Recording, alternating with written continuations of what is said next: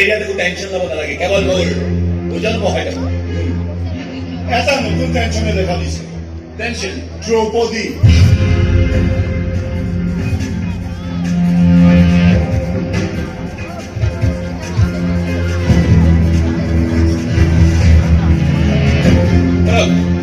Tension free হৈ থাকক, business চলাই যাওক। দ্ৰৌপদী প্ৰতিবাদীখন কেনেকৈ বন্ধ কৰিব লাগে মই ছাজেষ্ট কৰোঁ। মই সেইমতে কাম কৰাম, বিজনেছ জমি থাকিব, লগতে মোৰ ওজনো বাঢ়ি থাকিব। আৰু তেতিয়ালৈকে ওজন বাঢ়ি থাকিব, টেনশ্যন ফ্ৰী হৈ থাকিব। মিলিবা কম্বিনেশ্যন আমাৰ। মিলিব কম্বিনেশ্যন আমাৰ, ওজন বাঢ়িব। ওজন বাঢ়িব।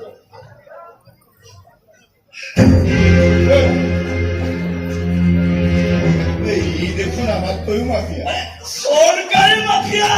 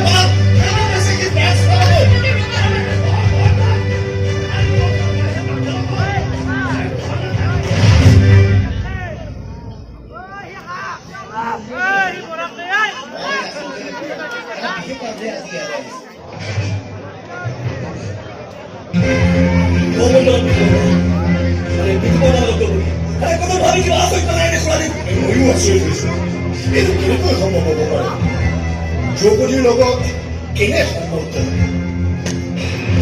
নমস্কাৰ। আচ্ছা, এইটো বাৰু জাহ্নৱী বৰুৱাৰ ঘৰ হয়নে? মানে বিতুপন বৰুৱা ইয়াতে নাথাকে? থাকে, দুই বৰ্তমান ঘৰতে আছে। আপুনি কিবা ডনেশ্যন চনেশ্যন দিছে আমাৰ এইটো? ভাই আছে, আপুনি ভাল কথা পাব। মই গাঁৱলৈ যাব লাগিছে, গাঁৱত গৈ পঢ়াত নকৈ খবৰটো বুজিছোঁ। আছে আছে, মই আপোনাৰ প্ৰেজেন্টতে তাৰ বিয়াৰ কথাটো আলোচনা কৰিম বুলি আপোনাক মাতি পঠিয়াইছিলো। বিয়াৰ প্ৰস্তাৱ এটা লৈ আপোনাৰ ওচৰতে। বিয়াৰ প্ৰস্তাৱ মানে? মানে মোৰ যদি বিবাহ উপযোগী ছোৱালী আছে, এই বাহিৰ আচৰিত। তেখেতৰ পৰা তেখেতৰ ল'ৰাটোৰ বাহিৰে তেনেকুৱা কোনো কথা নাই। তেনেচোন আপুনি কাৰ বাবে বিয়াৰ প্ৰস্তাৱ লৈ আহিছে? তেখেতৰ বৰপুত্ৰ বিতুপন বৰুৱাৰ। বিতুপনৰ বাবে বিয়াৰ প্ৰস্তাৱ লৈ আহিছে। এজন ভেঞ্চাৰ স্কুলৰ ৰিটায়াৰ্ড মাষ্টৰ হৈ, এজন ইণ্ডাষ্ট্ৰিয়েলিষ্টৰ ঘৰ হৈ আপুনি বিয়াৰ প্ৰস্তাৱ লৈ আহিছে। আপুনি জানেনে তেখেতসকলৰ 5টা ইটাভাটা আছে, 2টা পেট্ৰল পাম্প আছে, এখন ইমানকৈ বৰ্ণনা দিব নালাগে। চাওক, আপোনাক মই বেয়া পোৱা নাই। ঘৰত বিবাহ উপযুক্ত পাত্ৰী থাকিলে পাত্ৰ বিচৰা যায়। অৱশ্যে পৰিয়াল দুটা সমপৰ্যায়ৰ হ'লে ভাল দেখি। ময়ো জানো, মই মোৰ ছোৱালীজনীক আপোনাৰ ঘৰলৈ বিয়া দিয়াৰ কথা ভাবিবই নোৱাৰো। দ্ৰৌপদী ভাল ছোৱালী মা, অতি সাহসী আৰু স্পষ্টবাদী ছোৱালী। তেওঁক মই মনে প্ৰাণে ভাল পাই পেলাইছো মা। ভাল পাই পেলাইছো মানে তোমাকে আমি ঠিক কৰি থৈছো। তোমাৰ মাৰাই মোৰ ছোৱালীক বোৱাৰীৰ মৰ্যাদা দিছে, ময়ো ছোৱালী দিবলৈ প্ৰস্তুত। মোৰ ছোৱালীয়ে তুমি নজনাকৈ তোমাক ভাল পাই পেলাইছে। তোমাৰ মাৰাৰ মৰমে তাইক তোমাৰ প্ৰতি আকৃষ্ট কৰিছে। এতিয়া তুমি মোৰ ছোৱালীজনীক মনো কষ্ট দিলে আৰু মই ধৈৰ্য নকৰিব। এইবোৰ কেনেকুৱা কথা কৈছো বিয়া নহয় কৰা। গতিকে যিজনী ছোৱালী মোৰ জীৱন সংগীতে হ'ব তেওঁক মই নিৰ্বাচন কৰিম। দেহাক মই বেয়া ছোৱালী নকৰোঁ, ভাল ছোৱালী, তেওঁতে মোতকৈ বহুত আদৰ পাব। তেওঁক মই আঁকোৱালি ল'ব নোৱাৰিম। কিন্তু নেহাক মই কথা দি থৈছো, মোৰ কথাৰ মূল্য দিবলৈ মই সমাজত মুখ খুলিয়াব নোৱাৰিম। এবাৰ কথাটো মোক গান চুৱাব লাগিছে। ছোৱালী এইখন ঘৰতে বোৱাৰী কৰি পঠোৱাৰ কথা ভাবিছে। ইমান সাহস আপুনি কেনেকুৱা কৰিলে? তুমি একো কিয় অপমান কৰিছা? এইখন বিয়াৰ প্ৰস্তাৱ প্ৰথমে মই দিছে। তই দিলে মই মান্তি হ'ম বুলি তই কেনেকৈ ভাবি লৈছ? এইখন বিয়া কোনো কাৰণতে হ'ব নোৱাৰে। আৰু আপুনি অতি সোনকালে ইয়াৰ পৰা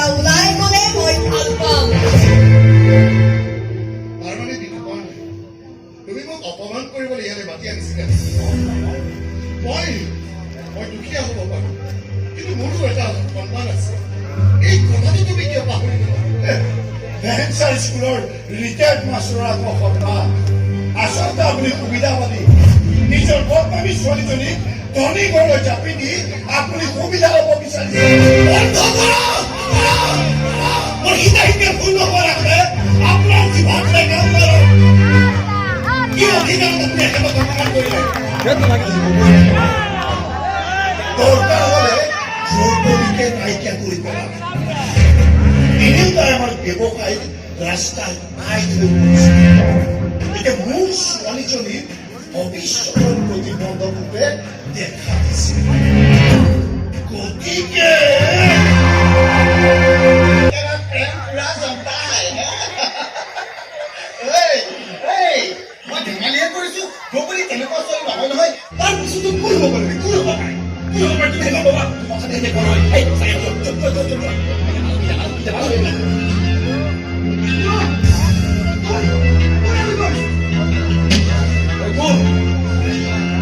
আমার ঘর নাচল ওরা কি খুব বিচারি মুই ধরে দিতে পারে স্যার কি বলেছে আর তুমি জানে তোমাদের ভাই ভাই চকুলি পুরো করবো তার মা তোকে করে কি চকুলি তো ভালো এই লক্ষ্য আমার ঠিক না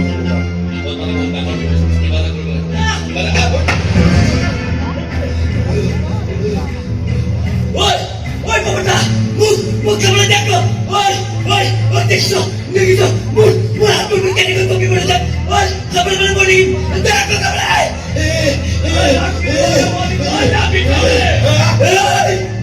টিভি এই বাকি কথা লাগে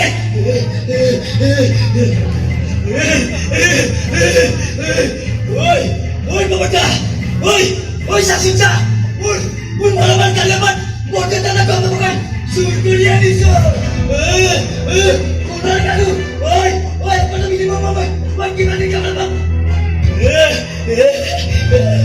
আপনার পাশে নি পাইছো আপনি গাইতে বানাতে পারি আপনার আগে ওই ম্যানেজ হয়ে যাবো ম্যানেজ ইয়াৰ পৰা লাভ লোজন একটা টুৰ দাস বেছিকৈ পুছ কৰিবা আৰু গাঁও পাৰ হৈ ঐক্য হৈ পৰিব আৰু তেতিয়াই গাঁৱৰ ৰাজহুৱা পুখুৰীত তাৰ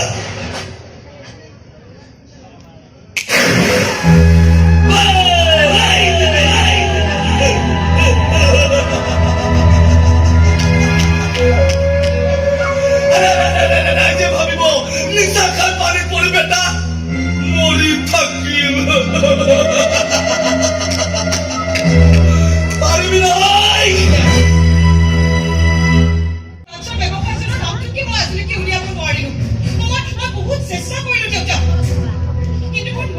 গতিকে যাদৱৰ পৰা কিবা বিপদ হ'ব পাৰে বুলি সিহঁতৰ নাম যাদৱৰ মুখত উচ্চাৰণ হ'ব পাৰে বুলি হয়তো যাদৱক আঁতৰাই দিয়া হৈ গ'ল ভগৱান এই বছৰ তোৰ কাৰণে হৈছে তোৰ কাৰণে ভাইৰ বাছ খোৱাৰ পৰা আঁতৰাব নোৱাৰিলি সেই বাছ পাতিৰ বিৰুদ্ধে মাত পাতিবলৈ গৈ কি পালে নিজৰ জীৱনটো ধ্বংস কৰিলি এতিয়া ভাইৰ প্ৰক্ৰিয়াত স্বীকাৰ হ'ল বাকী লোকে মই আৰু তোৰ এই সৰু ভনীয়ে আমাৰ বাবাটা কেনেকুৱা বিপদে মুখ মেলি চাই আছে এই নেদেখা জনেহে জানে আৰু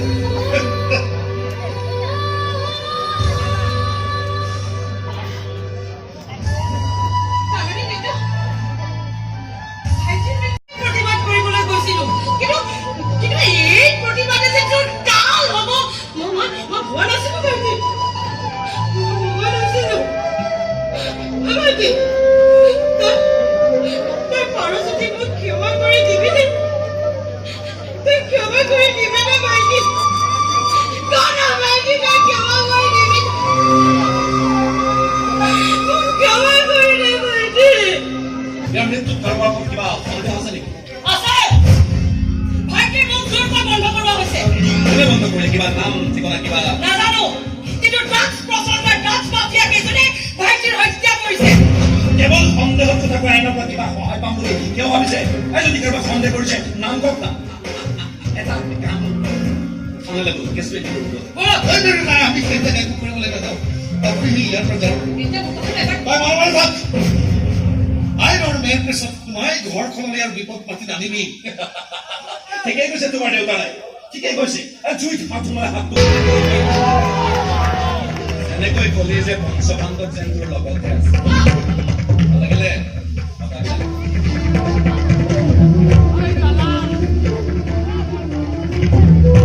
বলিটো প্ৰশ্ন কৰিব লাগিব তাক ক'লে কাটি ছিঙি ইয়াৰ পৰা পৰীক্ষা নিৰীক্ষা মানে এইবিলাকে কৰিব নালাগে ইয়াৰ মৃত্যুত আমাৰ কাৰো সন্দেহ নাই ইয়াক কোনেও হত্যা কৰা নাই গতিকে পোষ্টমৰ্টেমৰ নামত ইয়াৰ দেহাটোক কথা স্বীকাৰ কৰিব নালাগে গাঁৱৰ ৰাইজে চিতা সাজিছে তাক শান্তিৰে সৎকাৰ কৰিবলৈ দিয়ে মই যেনেকে কৈছো তেনেকে হ'ব তেন্তে মই যাওঁ আহিছো দিয়ক কেছটোৰ এইবাৰৰ বিষয়ত দ্ৰৌপদীৰ বস্ত্ৰ হৰণ দ্ৰৌপদী